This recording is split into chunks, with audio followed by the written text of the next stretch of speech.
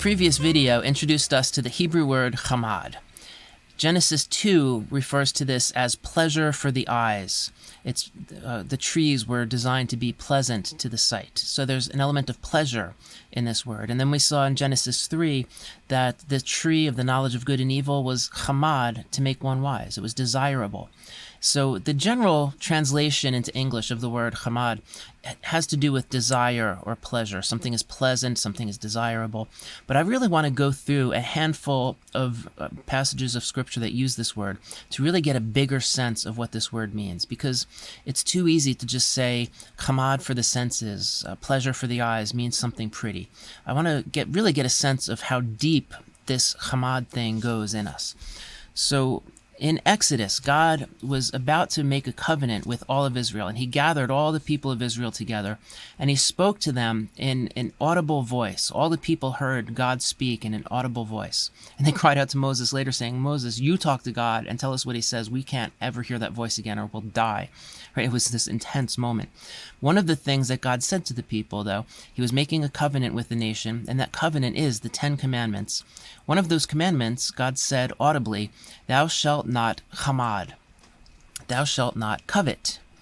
Covet is chamad in Hebrew. And it's this sense of this overwhelming, insatiable desire, this inordinate desire, many Bible dictionaries would say, an inordinate desire for something. We crave something. We need to have this thing and possess this thing, almost to the point of taking it inside of us. Back in Genesis, Rebekah, she was the mother of Jacob and Esau. Esau was the firstborn, and she was helping Jacob deceive her brother. I won't go into the story, but she needed to deceive the brother. So she wanted to dress Jacob up to look and feel and smell like Esau. So she went into Esau's wardrobe, took some of the best garments of Esau. The best garments would be like the Sunday best type thing, suit and tie, tuxedo. The idea is these luxurious garments, the best garments that he has. And the Bible calls them the chamad garments. Rebekah took the chamad garments of Esau, the best garments of Esau. In Ezekiel, God is using a metaphor of an adulterous woman to talk about Israel. And in Ezekiel, God says about Israel, she lusted after the Assyrians. Governors, commanders, warriors, clothed in full armor, horsemen riding on horses, all of them desirable young men. These were chamad young men, and there's this sexual attraction, sexual desire that God is talking about there. So that's a use of the word chamad. In the next chapter of Ezekiel, chapter 24, God tells Ezekiel that his wife is going to die. And he tells him this by saying, "Son of man, behold, I am about to take the delight of your eyes away from you at a stroke."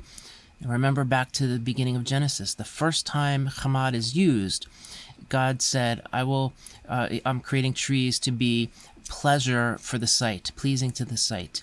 It's pleasure for the eyes, chamad. And here he says, I'm taking away the delight of your eyes. The pleasure of your eyes is your wife, and I'm taking her away from you.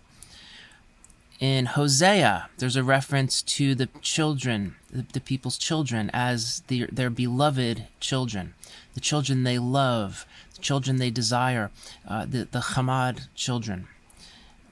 In Song of Solomon, there are a couple references to this word. With great chamad, I sat in the man's shadow. His fruit was sweet to my taste. And you can use your imagination to figure out what she's saying his fruit was. But it was with great chamad, great pleasure, that I sat in his shadow and tasted his fruit. Later on in Song of Solomon, his mouth is most sweet. He is altogether chamad, altogether desirable. And finally, Proverbs. Solomon is warning us about the adulterous woman, saying, "Do not chamad her beauty in your heart." And this, I think, is very helpful because we get the idea of chamad and beauty in the same verse. Do not chamad her beauty. So chamad in and of itself is not beauty. And going back to Genesis then, the pleasure for the eyes, the word pleasure there is not beauty necessarily. It is pleasure or desire. In the way that we've been seeing this word used, it's that sense of pleasure and desire. But it's a pleasure for the eyes specifically, which is how I will define beauty. So as we go through the rest of the series, when I talk about beauty, that's what I'm talking about. Chamad for the senses, chamad for the eyes, like in Genesis, but it can also refer to not just the eyes, but pleasure for the ears, for the mouth. We can talk about dance, this sensual experience, communicating through dance, through music, through drama, through visual art, any of those things. So that's what we're talking about here with beauty. One last point while we're here, and I'll reinforce this later on. When I talk about beauty, keep in mind not all art is supposed to be beautiful. And it's an important idea that I'll reinforce later on in the talk, but not all art is meant to be beautiful. But when I talk about beauty in the arts, this is what I'm talking about. Not just some pretty work of art, not just a beautiful landscape or something, but chamad, something that will please the senses, give pleasure to the senses, and it's this thing that changes us and affects us deep inside.